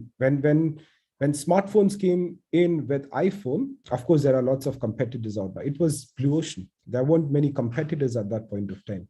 They were very clear. Like if you go on a holiday, I tend to have a camera in my pocket. I tend to have my keys. I tend to have my wallet with some cards inside it. I have a BlackBerry, which allows me to communicate via emails. And what smartphone did and what iPhone did, it tried to bring everything together. Mind you, at that point of time, as I said before, the camera was not perfect. Apple wallets were not there, but they started that journey. Okay. So I always say, whenever you want to do, think blue ocean and try to be as unique as you can. So more unique you are, the less competition you have with the market. And this doesn't have to be just with a product. This can be with you as a personality. You as a personality can also be blue ocean. You can say that, I will not just be a marketing person. I will be a hands-on person. I will talk to developers. I will talk to users. I will get a gist of what skills they have. I'll try to figure out how to communicate with them, because this will also take you on a long journey in terms of understanding things better. Because when you want to get things done from the other departments, you just don't chuck a requirement over the fence. You understand their problems and you want them to understand your problems. Okay. So also as a personality, try to be more across sectors. Okay. This is a bit controversial. I always feel partnerships are overrated. Okay. So if you want to start a startup, one of the first things that you look for is, I don't want to put in all the money. So I need a partner who can put in some of the money. Okay. Or, I'm good at marketing, but I'm not that good at sales. Okay. Or I'm good at sales and I'm not good at, building the product. And what people normally tend to do is, okay, let me get someone from how to make it, what to make, and how to sell it. Okay. And this is how you always tend to end up having partnerships. Also, there will be points when you have gone in and built everything on your own, and you'll go on a Dragon's Den or something and say, okay, can I get something from you because I'm not good at sales? Okay. So I always feel you don't need partnerships. There are times things which are very good and very free as of now. We'll present that in another slide. Don't look for partnerships. Focus more on building a prototype and sales. If you can build a prototype, even if it's based on paper, and you can convince a customer that you've got the right team to deliver it, you will always get business. Okay. Partnerships, at times I've seen many startups go bust because they couldn't survive because they were taken over by a partnership. They decided to sell it to another company. So be very careful when you're finding a partner. Okay. Don't just find a partner to fill a gap. You can get a consultant to fill that gap. Okay. This is another important message I want to do is winning the communication game. So once you enter the industry, one of the things that will happen is you'll be asked to work in a team. I don't know whether you're used to working in a team or you're used to listening to orders of your boss. Winning the communication game is very important. Most great products polarize people. Okay. I recommend people is to try to win people with your ideas and your influence, because don't try to be liked by everybody. Chances are, if you make a great product or if you have a great idea, it will always polarize people. Okay. An iPhone, it polarizes people. Instagram, it polarizes people. There are sites, they say, that's great. It gives me so many opportunities. There are people who use Instagram today as a search engine. Okay. So never be afraid. And every time you want to communicate, I have this brilliant book. This also was Jeffrey Pfeffer is also one of my professors from Stanford. This book is on power. And it talks about how you build influence, how you build a network, how you make yourself more important than anything. And if you look at personalities like Steve Jobs, he wasn't liked by everybody. You look at Elon Musk today, he's not liked by everybody, but they have created this influence through which they can be liked by everybody. Okay, and people find ways to like them today. Okay, when you try to win the communication game, there are lots of books out there. Remember, you will have confrontations, and there is no point telling that this person doesn't agree with me and I don't like him and I don't want to work with him and I'll find another way. That's very stupid. Okay, what's important is every time there's a disagreement, you need to bring some value to the table so you can convince the other person of entering into some form of a barter, where they are ready to give something up, you are ready to give something up, and you meet somewhere in the middle. Okay, and this is what I call as winning the communication game. Don't walk into the industry and say, I don't like this person's attitude, I don't like politics, I don't like this and I don't like that. Trust me, they will always be there. There will be people you don't like, and there will be things which are not the way you expect them to be. So learn to live with it. Next, this is another mistake most startups do, and this is what I refer as don't scale on anticipation. Okay, in fact, I would say don't even buy any inventory or anything to start up upfront. Only buy when you have sales ready. Okay, you want to make the next perfect shoe. Don't go and manufacture 10,000 shoes because it's cheaper to manufacture 10,000 shoes over 2,000 shoes. Okay, don't build an inventory when the orders are not there. Okay, most of the startups fail. In fact, 85% of them fail because they can't balance this aspect.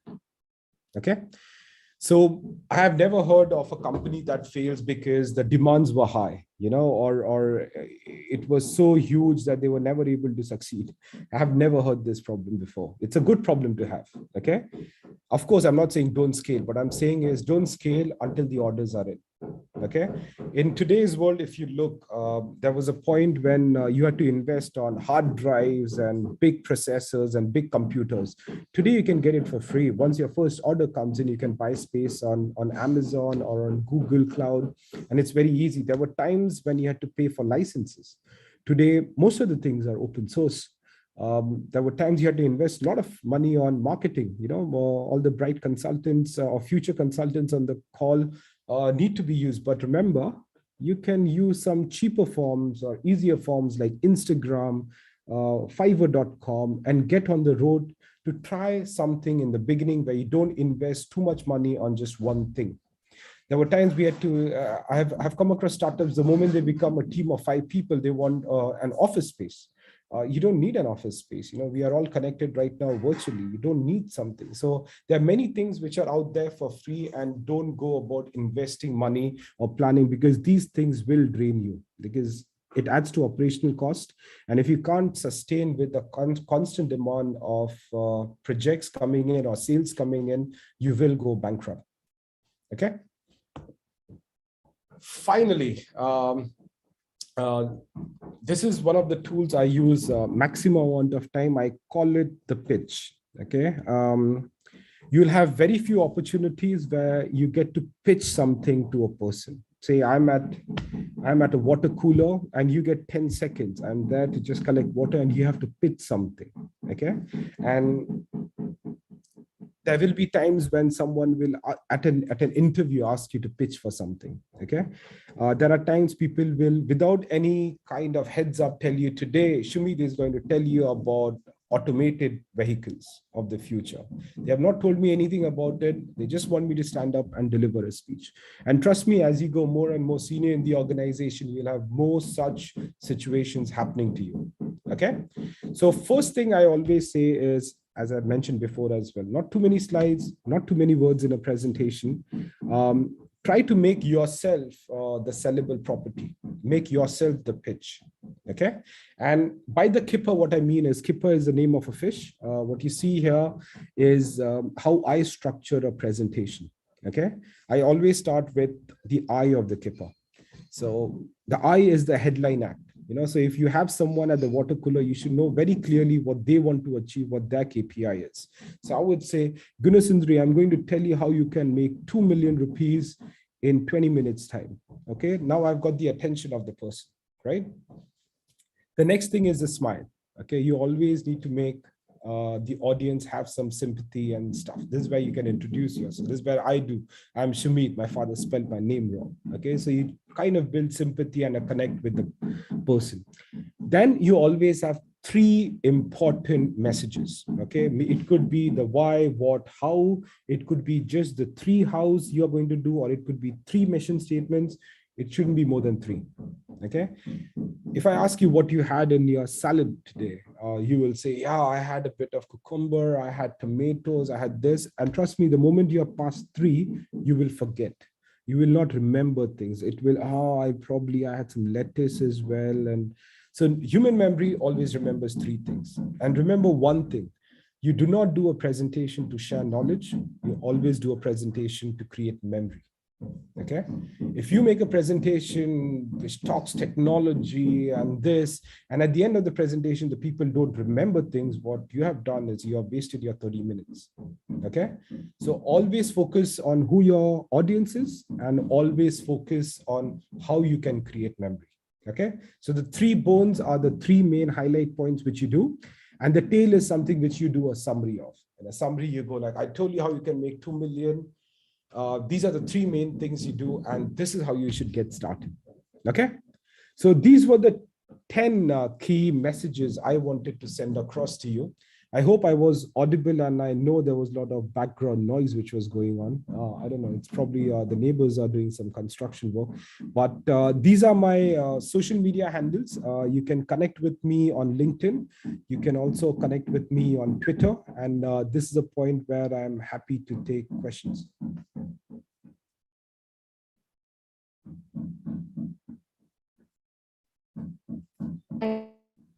Such an informative. I guess we have cleared most of the doubts whichever we have about presentations and all, how to present and how to be confident whenever you are in any situation which is difficult for us and you as well. So if anyone has any doubts, I would request them to put it in the chat box.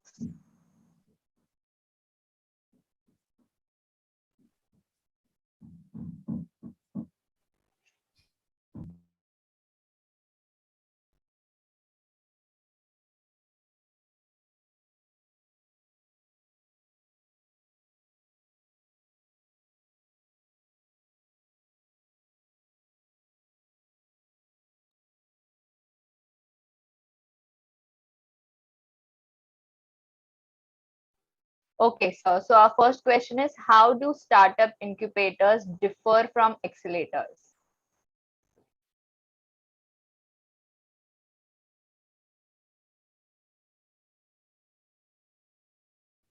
You're on mute, sir. You're on mute.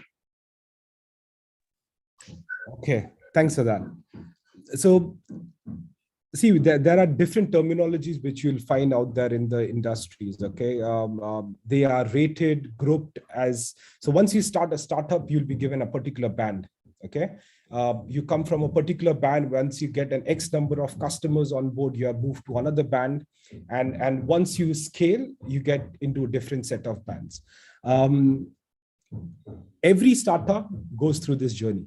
Okay, it's if you look at the likes of if you think like Facebook or Google started, with a big company of 200 people, it was never like that. They always started as a small startup, and then they get rated as a scale up. Okay, and then they get rated as an accelerator. Okay, so they all go through these different phases, and often Thank you, sir.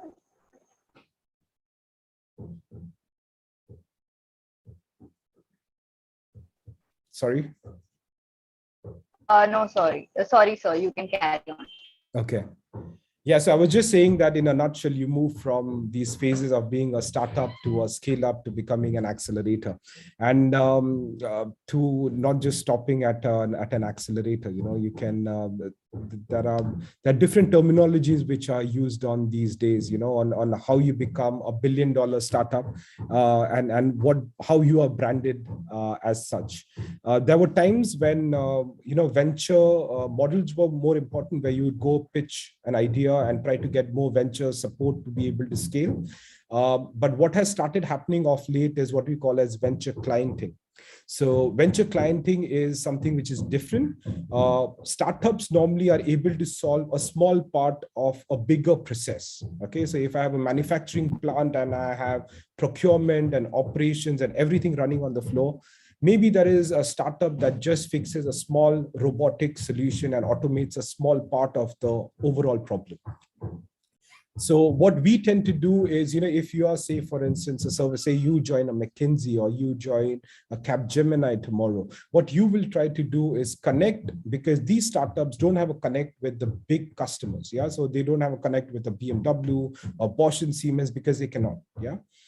Venture clienting, what they tend to do is they identify what solution the startup does. They try to look at an end-to-end operation solution of, say, manufacturing. And what we then do is connect different startups to different solutions and different processes and bring this entire thing together. So that is also something we call as venture clienting. And this also takes you on a long way, because it allows startups to connect with big companies, and it also gives them a holistic picture of things. Okay. So I stretched that answer, but I hope I tried to give you an idea of the different forms of startups, as well as, how it is heading. Thank you, sir. So our next question is, what are the 3 pillars of Startup India initiative? So I am absolutely not connected with the Indian startup industry. Okay, so this is something which is definitely not in my foray. I have always been in the international scene, so I don't know what the pillars are, and it's more like an interview question for me, it sounds like. But an honest answer to you is I am not really connected with the Indian startup industry. It's totally fine, sir. So we have a different question now. So how big is the startup market right now in whole world, you can say?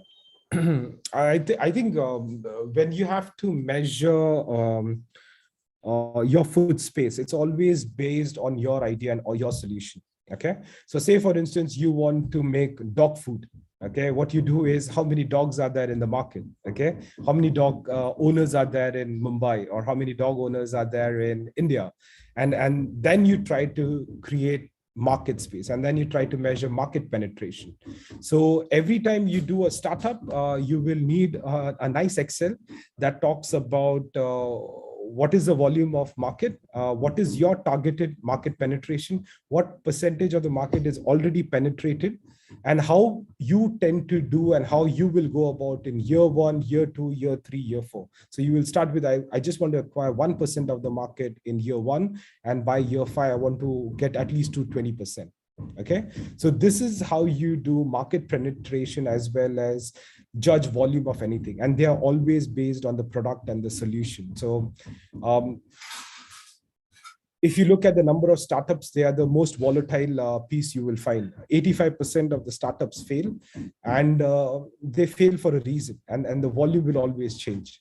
So I would say, don't judge a particular startup based on percentages, judge based on the solution or the product that you are going to build. That will help you understand the penetration and other important factors which will be of more value to you.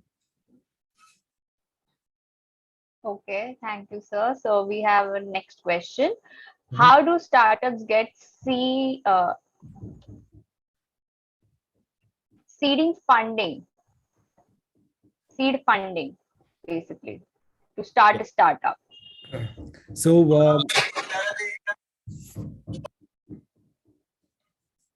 okay, was there anyone else who wanted to say something? Okay, so seed fundings. No, sir, you can continue. Okay, so seed fundings are things that happen during, as I said, during different maturity stages of a particular startup.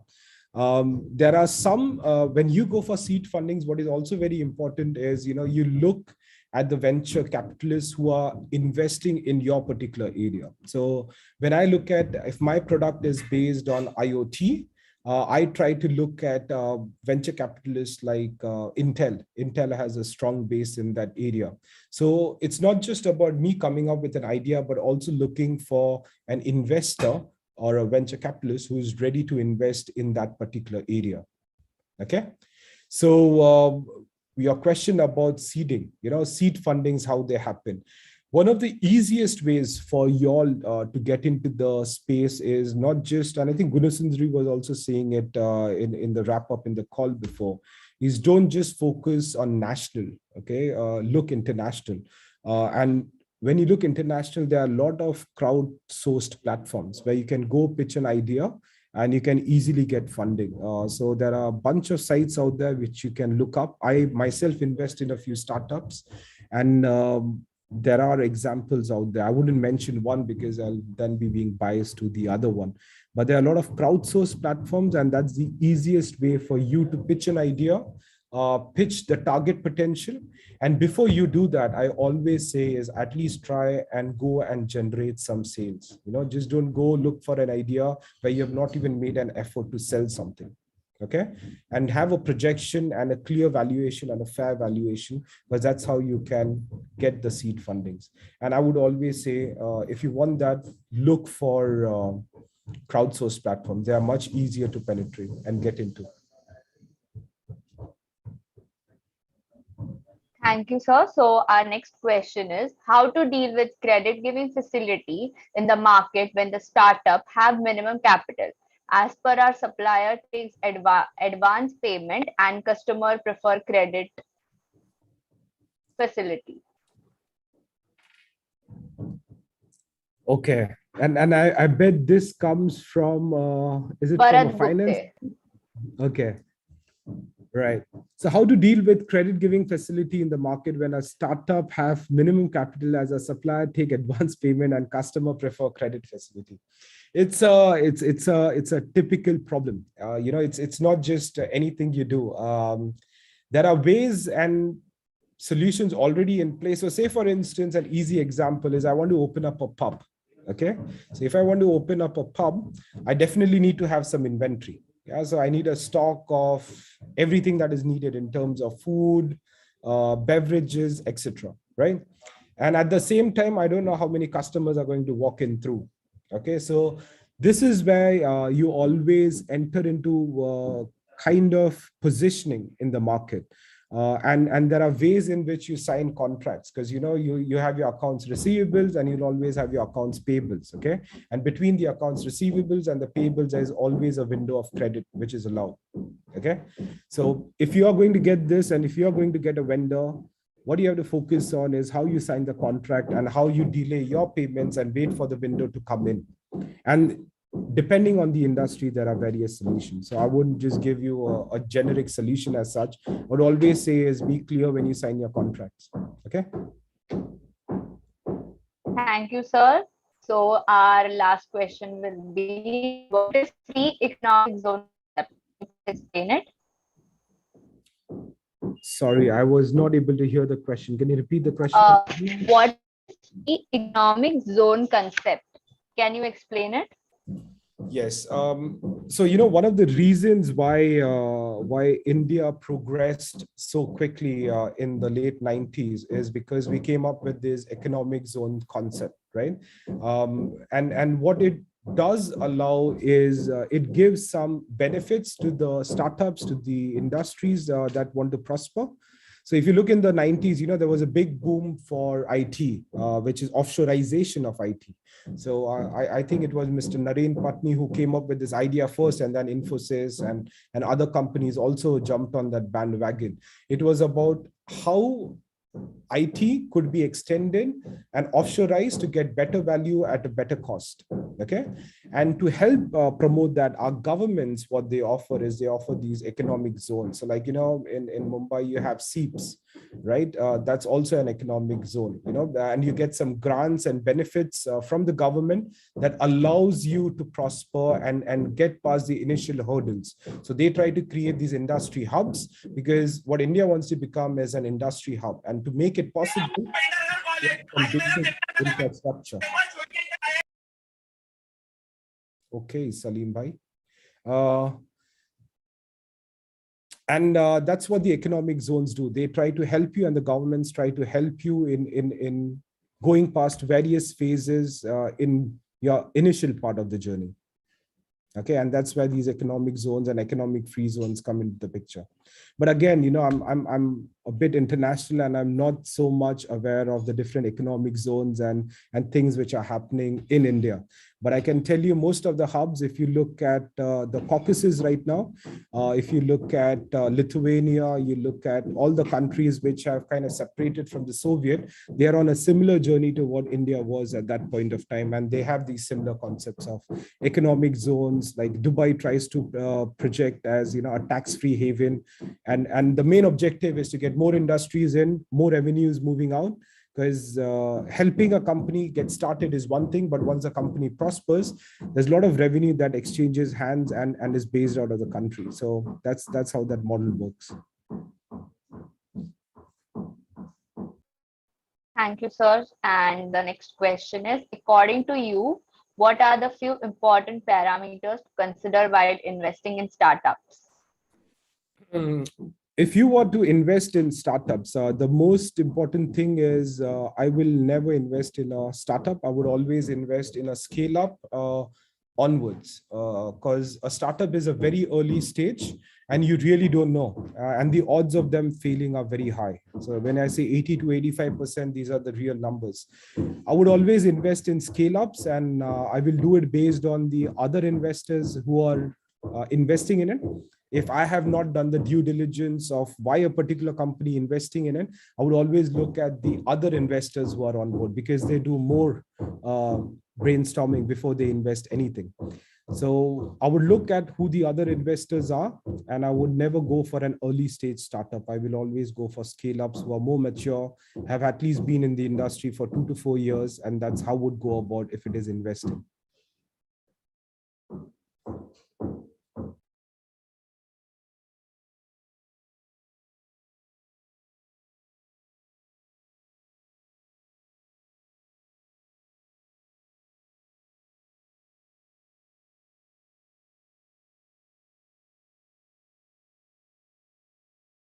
Varad, you have some question?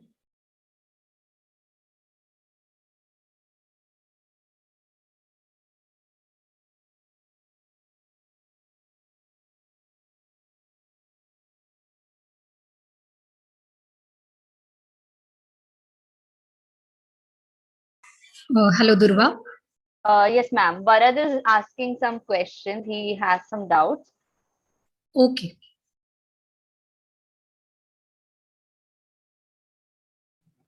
Yes, sorry, I was not getting the permission to unmute. Good afternoon, sir. Good afternoon, teachers. So, sir, in your presentation, there was one point when you mentioned that while doing a startup, do not buy any inventories in the initial stage. So, sir, my question to you is, this process or what this technique in the market, sometimes we feel as we are dependent on our suppliers. For example, if you are doing any transportation business and you don't buy or you don't own your own trucks, but the thing is, when your customer wants a specific rate, you are dependent on that truck or on that person who is supplying you the truck. So what is a proper way to deal or to balance the both ways?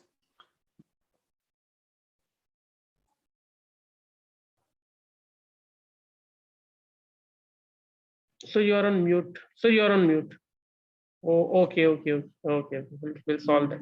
Sorry, I didn't have the permission to unmute myself for some reason. So it's a very good question, Varad. See, first thing is, if you look at business models that work, okay, if you look at Airbnb, you know, they don't own apartments, okay. If you, there are so many of these options and examples out there, you know. There are some logistics sites which don't own anything. All they do is they connect A to B, and they try to become the platform of choice. Okay, so if I was you, Varad, I totally understand. The more you are deeper into the process, end to end. Okay, so you're not just providing, say, for instance, just that truck. but you're also providing the truck along with a bunch of services. You're also helping minimize various other things. And this is where blue ocean is important, because if you're just getting into a trucks business and you just want to minimize your operational cost, you have to look at various other aspects as well, because it's a small red ocean industry, I would say. And in this industry, there is very few things you can do to help reduce the cost or improve your margin. So one of the things by default what people tend to do is, I will keep on owning trucks, and over a period of time the trucks, I'll have a bigger volume of trucks and I can cut margins, etc. But normally it doesn't work that way over a longer period of time. So if I was in your position, Bharat, what I would try to build is, I would try to build a platform that becomes a place where everyone comes to buy trucks or to rent trucks or to look for offers on getting trucks. I would more focus on a business model which is like platform based and not just, a trucking business, because then you are just red ocean. And in that industry, all you can do is find ways to minimize cost. And ways to minimize cost could be various, right from before the truck is ordered to the truck ordered, later. And you have to find ways on where you stock the truck. And always remember, a truck or any vehicle is diminishing return. The price of that truck might be, say, I don't know, 3 million right now. It will be down to 1 million in literally 3 years' time. So while you are buying it, look at the price, though you say that, you can reduce the rental on it, but are you really gaining by owning a truck? So these are hard questions which you have to answer. For this, what I always do is, I have a financial model where I do projections, where I look at various aspects of operations. And what I try to do is I run design sessions on how to improve operations, or how to improve the ordering process, or how to improve the sales process. And you bring all the elements in together, and that's where you try to find solutions. So don't jump to solutions, I would say, when you talk about when you think of scaling, or when you think of owning anything up. I always recommend people not to own things, or as a startup getting into things that requires too much of investment. Because imagine, you put in so much money into, say, 3 of your trucks, and they met an accident of some sort, or there was a fire of some sort, and you didn't have insurance, you were not protected. Chances of you going bankrupt are very quick. So I always recommend not going into such models. Okay, thank you, sir. Thank you, Varun.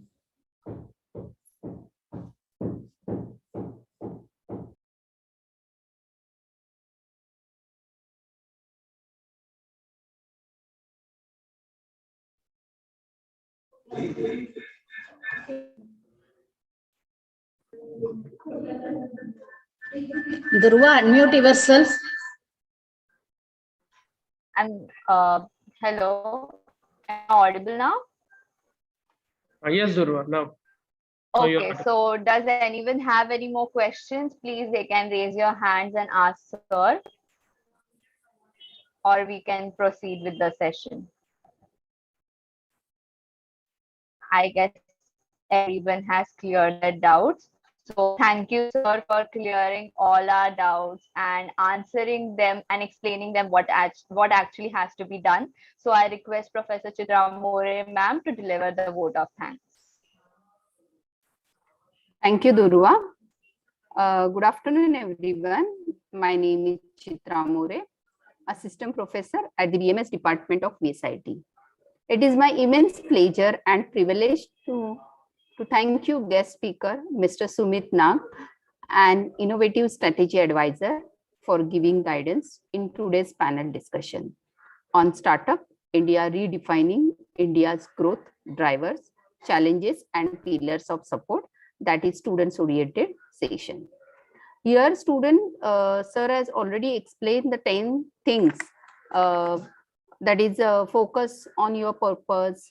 Sir has already given many examples related Tata, Google, eBay, Apple. Then keep it crisp. Don't try to be perfect. Stay user focused. Be end to end. Be prepared. Partnership are overrated. Winning communication. Don't scale on anticipation. Many more things sir has already explained. So, sir, definitely our students will remember your steps and follow in their life. I exhibit my enormous respect and gratitude to our management, trustee, and our principal ma'am, Dr. Rohini Kelkar, for supporting us. Special thanks our BMS department to those who have given your reference for conducting such event. I extend my sincere gratitude to our Vice Principal, Professor Vijay Gowde sir, Chief Academic Officer, Dr. Lakshmi Kavita ma'am, and our students and faculties present in the webinar. It is immensely gratifying to see you such wonderful audience. I wholeheartedly thank you them. Thank you everyone. I hereby declare that our second session of today's session, we have officially ended panel discussion on Startup India, redefining India's growth driver, challenges and pillar of support. Thank you everyone. Thank you Sumit sir. Thank you, Sumit sir. Before we wind up, really it is a power-packed mantra you have given for the aspiring entrepreneur students who are aspiring to become entrepreneurs. Really was so much surprised that even a small prototype idea can help the students to pitch their ideas, and you have just touched upon what is the need of adding value to the products in order to make it as a unique one. I hope with your success mantras, our students, they try to become entrepreneurs. Thank you, sir. Thank you so much. Thank you so much, sir. Yeah, actually, Yashoda ma'am is my mentor, so I guess she left. Oh no, she's here. Yeah, so we always speak on phone, and many a time she speak about you, sir. Yashoda ma'am is closely associated with Vidyalankar College Yes, for quite yes. more time before we faculty all have joined here. And she is having long years of association with Vidyalankar College. So it's very pleasing to have you again through Yashoda madam, get connected with you. Thank you. Thanks to her and also to you, Gunasundri, for providing me with this opportunity. Okay, thank you.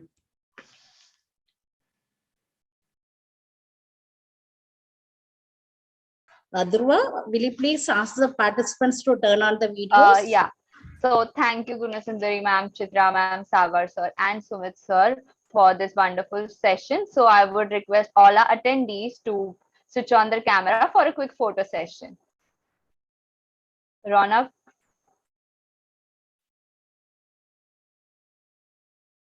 Yes, I am capturing.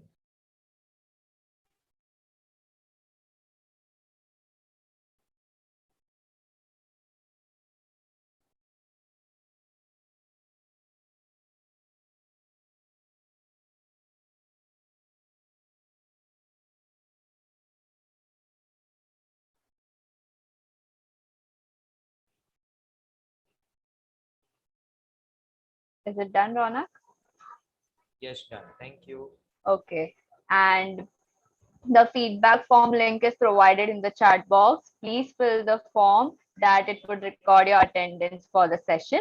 So on this note, we'll end our today's session and hope to get connected again tomorrow at our conference at 10:30 a.m. on the same platform. Thank you. And signing off here, Durva Vishwasrao from FIBMS. And for all Thank the you, sir. attendees,